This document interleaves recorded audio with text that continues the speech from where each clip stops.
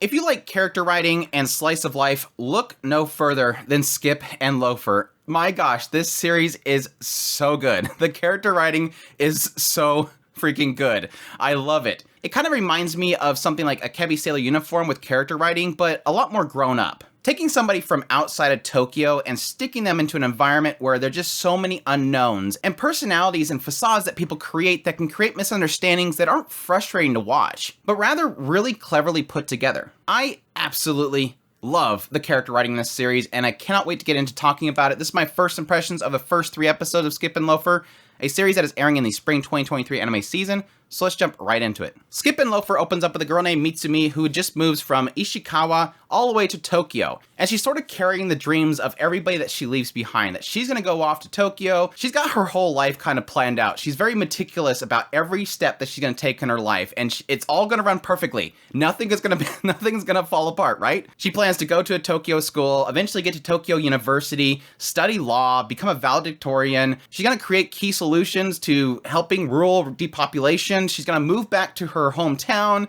and when she's old, she's gonna become the mayor there.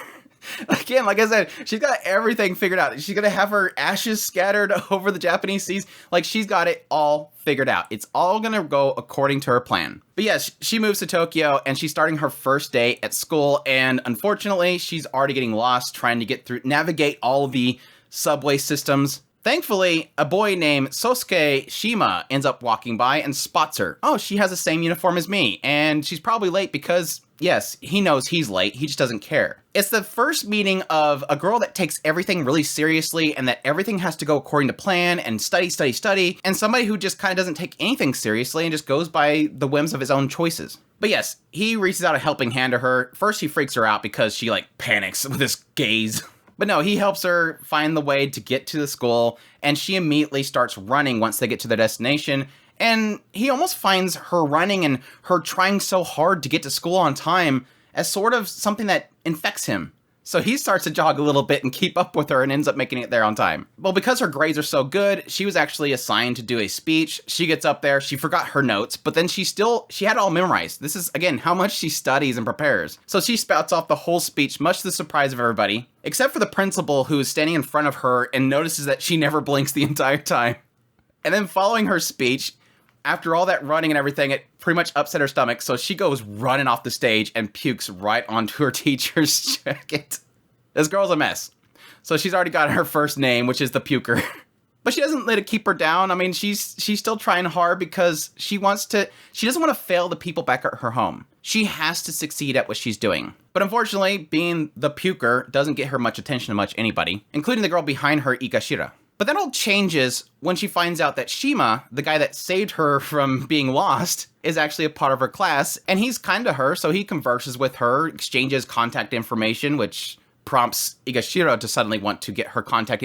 You know where Igashira is going, right? She wants the contact information of Iwakura because Iwakura is talking to Shima. But what kind of follows this is you have Iwakura obviously still proceeding with her plans of having good grades, getting into the best clubs as possible, becoming a part of the student council, all these kind of things that kind of keep pushing her forward and succeeding in her goals of success in her life and the big grades that she wants, the attention, and yes, her goals of being a mayor and something big. All while trying not to worry those back at home, including her best friend, as she tells her lies that she's doing great and there's no problems. And along her way, she's meeting different people. Again, the one that sits behind her, Igashira, despite the fact that we, from our perspective, obviously see that Igashira is only using Iwakura in order to get near Shima. Shima, who likes Iwakura's personality and is sort of infected by her, despite the fact that he comes from a personality of not caring about anything. Murashige, who's like the prettiest girl in school, who's obviously misunderstood. And Kurume, who is this very nerdy-looking girl that Iwakura thinks is like her rival to get the position as student council president. It's sort of Iwakura's very infectious nature that kind of brings people together, despite them knowing it or not. And yes, while some have personal gains, like trying to get closer to Shima, some are just misunderstood, like Murashige, or some that just don't trust anybody, like Kurume. Shima puts it best in the idea that Iwakura has an ability to sort of soften people's hearts and make them feel at ease, and so they feel comfortable being around her. You can sort of say it is the fault of the fact that she is from this small town where she felt she can trust everybody, and that trust is sort of infectious. So my thoughts on Skip and Loafer. My gosh, I am absolutely loving this show. Like I said at the very beginning, it's character writing. You can scrape away everything. You could make it look like butt, and I am going to love it because the characters are so beautifully wrote. Yes, it still does look beautiful. It's PA work, so it's going to look good. I will admit, I'm not a huge fan of the art style. Even though I have gotten used to it, I wasn't a fan early on. This isn't PA Works' typical hyper, photorealistic with crazy filters and just smooth edges and everything. It's definitely trying to copy the style of the manga itself, and that they are doing really well. It definitely captures that style. And like I said, over time, it grew on me, and I've grown to actually love the style. It's a softness that I think is necessary for such a soft-natured character heading it. But that all gets into the core, which is the story and the characters themselves.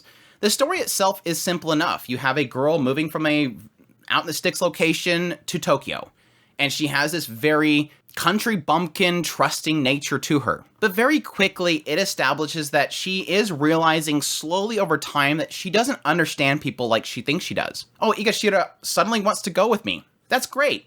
She didn't want my contact information at first, but suddenly she does. That's great. It's working.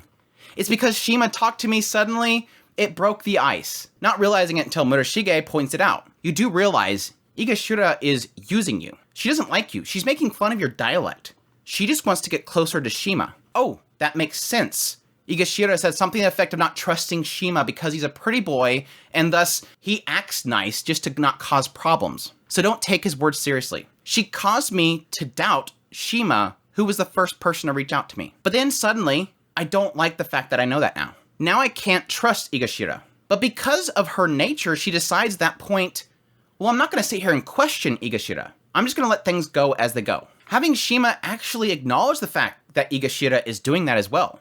He's not an idiot. He's not an idiot pretty boy. He knows exactly what Higashira is doing. But instead of outright attacking her for it, he just says, you need to learn how to chill. You need to loosen up. Not take things so seriously. I think it's really kind of saying not everybody's out to try to destroy everybody just to get this thing that you think you want. And I love how that kind of extends to the later episodes where you have the nerdy girl essentially forming a bond with the prettiest girl in school. This preconception that Kurumi has always dealt with people calling her a nerd, and the assumption that she'll never make friends with anybody that's pretty. Putting those assumptions, putting her past experiences upon Murashige, who is the prettiest girl. Obviously, she doesn't want to be my friend. She would call me a nerd any other time. But then Murashige kind of pointing out, look, I understand that you probably don't like me, but don't let me ruin this day for you. And Iwakura almost kind of acknowledging the fact that, oops, I screwed up. These two probably don't want to be around each other, but yet I invited everybody.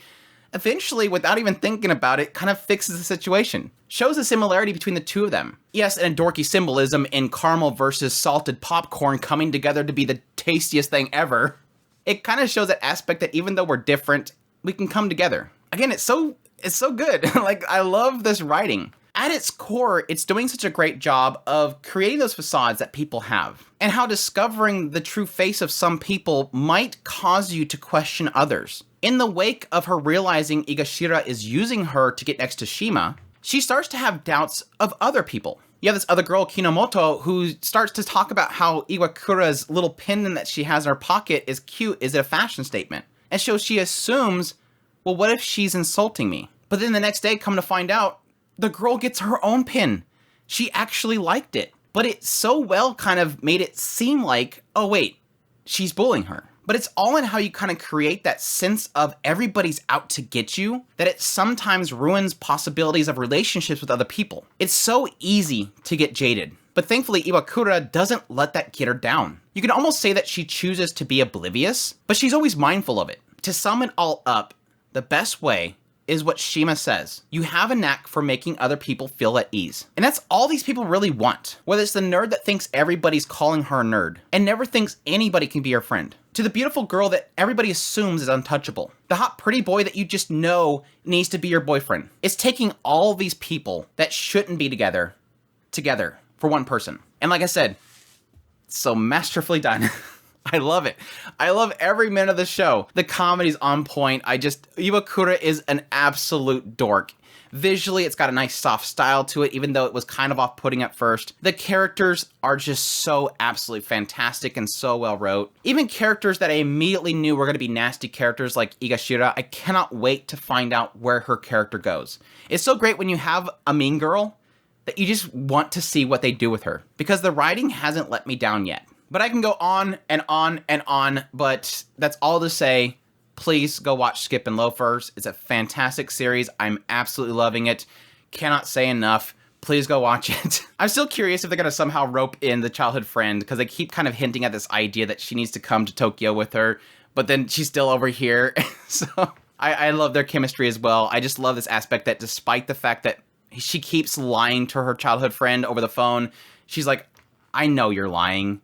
What happened kind of thing. It's just, oh, it's so good. It is so good. Anyways, that's my thoughts, my first impressions of Skip and Loafer. Hope you guys enjoyed this video. As always, if you did, make sure to hit that like button down below. Comment, let me know what you thought of this series if you're going to be checking it out. Additionally, if you're new to this channel, make sure that subscribe button so you got my content. I do news, reviews, first impressions, top list. If it's anime, it's pretty much here. Additionally, if you want to support the channel more, I have a Patreon link, a tips link, and a super thanks button down below, as well as a membership button. I greatly appreciate it, but it supports the channel. It's because of you that this keeps going. And with all that said, y'all take care.